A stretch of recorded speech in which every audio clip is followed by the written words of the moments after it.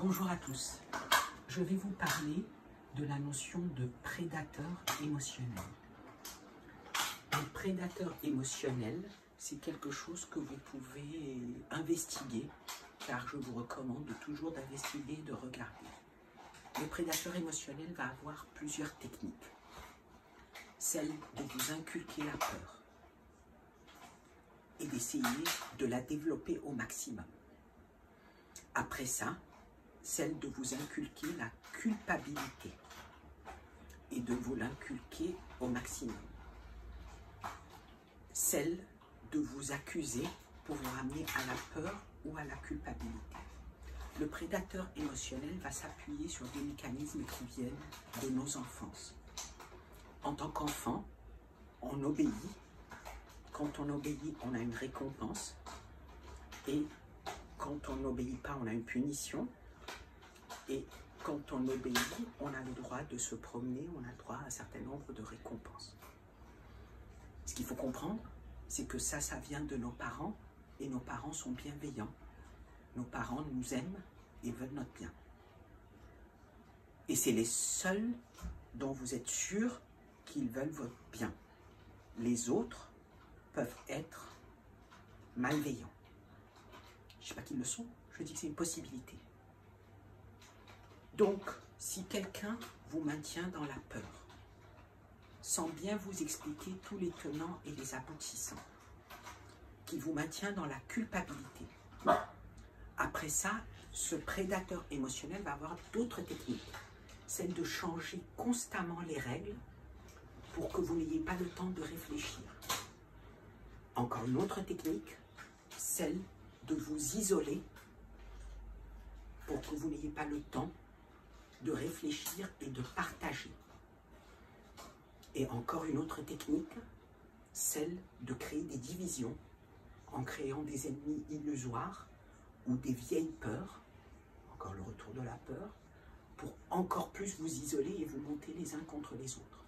Pour vous donner l'impression que votre salut dépend de lui. Il vous a, vous l'appartenez et il ne veut pas vous lâcher. Ça, c'est un prédateur émotionnel. Un prédateur émotionnel bénéficie de complicité. En plus du gaslighting, celui de vous garder dans la confusion, il va vous bombarder par les flying monkeys. Vous pouvez regarder sur Internet pour vous documenter sur les vampires émotionnels ou les prédateurs émotionnels. Les flying monkeys vont être plein de gens qui sont à son service parce qu'il les a contrôlés, parce qu'il leur jette un os et qui vont faire son travail pour qu'ils se regroupent émotionnellement contre ceux qui résistent et pour qu'ils puissent eux-mêmes, par délégation, continuer à vous remplir le cerveau. Ça, c'est le comportement du prédateur émotionnel. Il ne va jamais vous amener à réfléchir, il ne va jamais vous laisser de l'espace, il ne va jamais se taire pendant un long moment pour vous laisser la possibilité de creuser, de challenger ce que vous êtes en train de faire, ce que vous êtes, ce qui est bien et ce qui est mal. Face à ça, il faut comprendre que le prédateur émotionnel va tester jusqu'où il peut aller. Et il va s'attaquer aux proies les plus faciles, celles qui ont une estime d'eux-mêmes basse, celles qui se demandent à quoi ils servent, celles qui ont été habituées à prendre ce qu'on leur donne et à être récompensées quand ils sont sages. Celles pour qui ça ne s'est pas toujours très bien passé, et c'est comme ça que vous pouvez savoir si c'est bien passé, c'est votre capacité à prendre du recul pour vous poser des questions. Si vous vous posez des questions, ça s'est bien passé. Maintenant, si vous atteignez le bon niveau d'estime de vous, vous serez capable de dire ça c'est juste, ça c'est faux. Vous serez capable de dire j'arrête d'être paresseux, je suis actif, je fais ma part et je regarde ce que je décide de vouloir et ce que je décide de ne pas vouloir. Je challenge. Qu'est-ce que je crois comme étant la réalité? Je ne regarde pas ce qu'on me sert. Je suis là, je regarde autour de moi, j'analyse, je prends le niveau, je débat. Et le débat est ouvert. Il est tu beaucoup, mais le débat est ouvert. Je pose la question de pourquoi. Je pose la question au prédateur émotionnel, qu'est-ce qu'il a fait et qu'est-ce qu'il n'a pas fait. Et puis je pose la question, est-ce qu'il tient ses promesses? Quelqu'un de bon ressent un honneur à tenir ses promesses. Et après ça, est-ce que quand il ne tient pas ses promesses, il explique et il prend la responsabilité de ce qui lui incombe à lui, plutôt que de la rejeter sur la proie? La proie que beaucoup de gens sont. Et j'espère que vous n'êtes pas les proies faciles, que vous serez ceux qui sont capables de se lever. Et sachez que dans le monde animal, quand un prédateur attaque un groupe de taureaux, un groupe de buffles en Afrique, ils se regroupent, et quand ils sont regroupés et qu'ils savent qui ils sont et qu'ils sont solides, le prédateur fuit. C'est en isolant les gens que la proie devient un peu plus facile. Et pourtant, il y a des documentaires où certaines espèces ont été isolées et les autres y reviennent, ils le défendent. Et stop, ça s'arrête. Le prédateur fuit.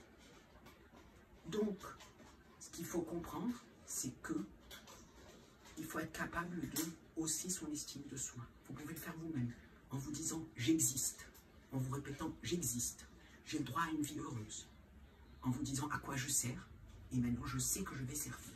Et si je n'ai pas encore trouvé, j'ai demain pour le trouver, et aujourd'hui, je veux pouvoir faire ce qu'il faut pour être bien et qu'autour de moi on soit bien. Nous sommes des animaux grégaires. Nous avons besoin, nous, d'être là et d'être solides, d'abord, et nous avons besoin de l'autre, et l'autre a besoin de nous. Si on attend que l'autre fasse tout pour nous, à ce moment-là, on est réellement une proie fragile. Si on fait ce qu'il faut pour nous et pour les autres, et que les autres font pour nous, parce que c'est dans l'union qu'on trouvera la solution, c'est dans la liberté de penser, c'est dans le débat, c'est dans la réflexion, c'est dans le modèle, c'est dans l'activité, c'est dans la capacité à dire qu'est-ce qui est vrai, qu'est-ce qui est un mensonge, qu'est-ce qui est faux, dans quelle proportion c'est vrai, dans quelle proportion c'est faux, dans quelle proportion je l'observe, dans quelle proportion je ne l'observe pas, quelles sont les autres solutions, qu'est-ce qui est proposé. Et si je vois que quelqu'un échoue une fois, je dois avoir la mémoire longue. S'il y a un échec, c'est pas ma faute.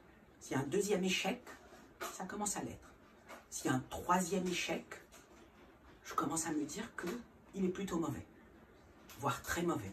Je ne dis pas mauvais intentionnellement, peut-être, peut-être pas. Je ne puis rentrer dans leur tête. Mais ce qui est sûr, c'est que les bons finissent par réussir à la deuxième ou à la troisième fois. Les mauvais échouent une fois, deux fois, trois fois. Et si ces mauvais vous envoient une culpabilité, vous envoient une peur, arrêtez. Décidez que le moment est venu d'être libre, d'être unis, d'être heureux et d'explorer toutes les solutions. Qu'est-ce qui vous est proposé pour être plus fort? C'est une vraie point d'interrogation. Qu'est-ce qui vous est proposé pour échanger et trouver des solutions?